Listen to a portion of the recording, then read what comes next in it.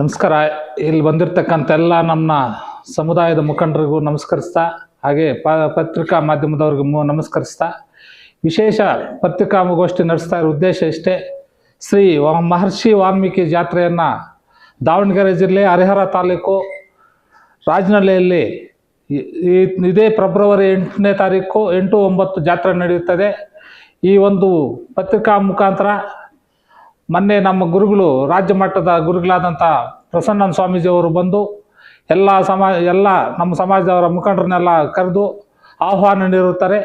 ಹಾಗೆ ನಾವು ಈ ಒಂದು ಮುಳಬಾಗಿಲು ತಾಲೂಕಿನ ಮಠದ ಪ್ರತಿನಿಧಿಯಾಗಿರುತ್ತೇನೆ. ಹಾಗೆ ನಮ್ಮ ರಾಮಾಂಜಿ, ನಮ್ಮ ಸಂಘದ ಕಾರ್ಯದರ್ಶಿಗಳು ಎಲ್ಲ ಬಂದಿರತಕ್ಕಂಥ ಎಲ್ಲ ಮುಖಂಡರ ಮುಖಾಂತರ ಈ ತಾಲೂಕಿನ ನಾಯಕ ಸಮಾಜದ ಮುಖಂಡರಿಗೆ ಮತ್ತು ಎಲ್ಲ ಸಮಾಜದ ಎಲ್ಲ ಮುಖಂಡರಿಗೂ ಮತ್ತು ಈ ಜನಾಂಗದ ಎಲ್ಲರಿಗೂ ಈ ವಾಲ್ಮೀಕಿ ಜಾತ್ರೆ ಮಹೋತ್ಸವವನ್ನು ಆಹ್ವಾನಿಸ್ತಾ, ಒಂದು ಬನ್ನಿ ನಮ್ಮ ಸಮಾಜದ ಎಲ್ಲ ಮುಖಂಡರನ್ನು ಕರೆತನ್ನು ಅನ್ನೋ ಮೂಲಕ ಎಲ್ಲರನ್ನು ಆಹ್ವಾನಿಸ್ತಾ ಇದ್ದೀವಿ. ಹಾಗೆ ಏನು 8ನೇ ತಾರೀಕು 9ನೇ ತಾರೀಕು ಜಾತ್ರೆ ನಡೆಯುತ್ತೆ.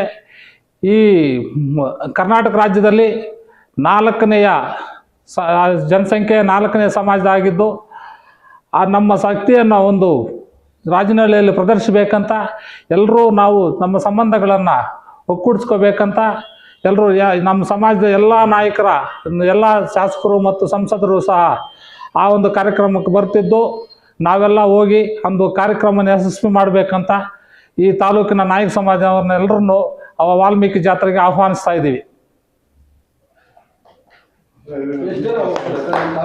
ಸರ್, ನಾವು ಮ್ಯಾಕ್ಸಿಮಮ್ ಒಂದು 500 ಜನ ಅಂತ ಪ್ಲಾನ್ ಮಾಡ್ಕೊಂಡಿದ್ದೀವಿ ಸರ್. ಖಂಡಿತ ಅವರು ಬರ್ತಾರೆ ಸರ್. ನಮ್ಮದಲ್ಲಿ ಏನು ಭೇದ ಭಾವನೆ ಇಲ್ಲ, ಎಲ್ಲ ಒಗ್ಗಟ್ಟಾಗಿ ಇದ್ದೀವಿ. ಸಮಾಜ ಏನೋ ಅವರ ಒಂದು ಅಭಿವೃದ್ಧಿ, ಬೇರೆ ಥರ ಅಭಿವೃದ್ಧಿ ಮಾಡಿಸ್ಬೇಕು ಅಂತ ಅವ್ರು ಬಂದಿರ್ತಾರೆ. ಅದಕ್ಕೆ ನಾವೇನು ಅಭ್ಯಂತರ ಇಲ್ಲ, ನಾವೆಲ್ಲ ಒಟ್ಟಾಗಿದ್ದೀವಿ ಸರ್. ನಮಗೂ ಅವ್ರಿಗೇನು ಬೇರೆ ವೈಮನಸ್ಯ ಇಲ್ಲ, ಎಲ್ಲ ಒಟ್ಟಾಗಿದ್ದೀವಿ.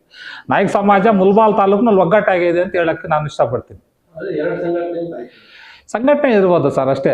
ನಾವೆಲ್ಲ ಒಗ್ಗಟ್ಟಾಗಿದ್ದೀವಿ.